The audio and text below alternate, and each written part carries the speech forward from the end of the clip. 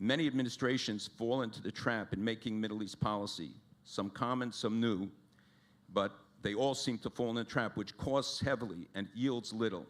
That each one thinks that they have a new solution to Middle East problem. All of them believe that when they come in that they're going to have the way to engage the parties and end up with some sort of an agreement. We saw the unconditional engagement regarding Syria and Iran, which I think today is acknowledged as not having worked. We have seen that the effort to say that all of the issues are interrelated, or that the Palestinian issue is the core rather than Iran. I think that there has been a reorientation in this regard. Some say that the president saw this as a civil rights issue, and that truly would change the way you view the differences between the parties. When you look at a democracy fighting against totalitarianism and fighting against terrorism, there were many turning points and critical moments. The Cairo speech, which I think affected the Israeli population as it did many in the United States, with the narrative that was offered or some of the references. I think that we have to try to maintain the perspective on the Middle East policies that were pursued. Reference was made to the daylight issue, and because the New York Times wrote about it, in our meeting with the president, I raised this issue. And he responded immediately, 8 years of no daylight, 8 years of no progress. Well, this obviously wasn't correct. When you look at the roadmap in Annapolis and the Saudi plan and all the other things that took place during the 8 years of Bush, it was because there wasn't a partner. Israel will be judged by good policies, presented well, the consistency of the message, the integrity in its relationships, ending the leaks, and greater clarity. People ask, what do the Palestinians want?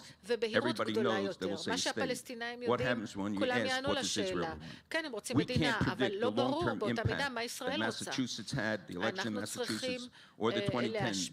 This is a changing situation. What is clear is that the U.S.-Israel relationship is important to both.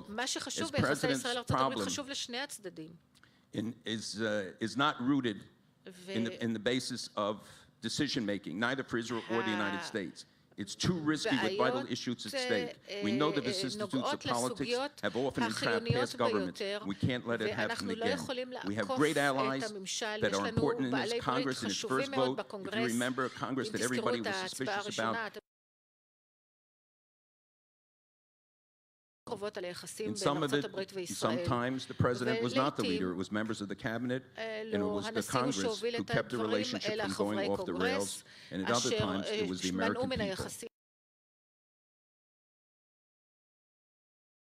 This administration is different in many ways, and different than any that I recall, with the centralization of decision-making, the appearance of marginalization of many of the government agencies or the supported players to the small groups based around the president, and primarily the president himself. President Bush was a master delegator. It seems this administration is based on the aggregation of power and centralizing. The rules are different within this administration, and it affects policy-making and relationships with others.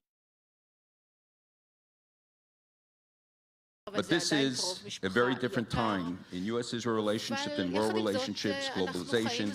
Time doesn't allow to go into them, but the confluence of challenges, the speed of communications, so many issues that affect the relationship.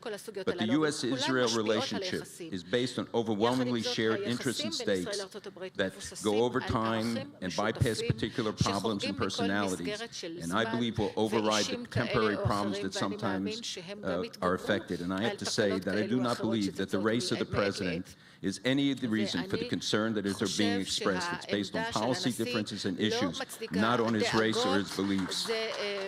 And this is the vote of the American people, and I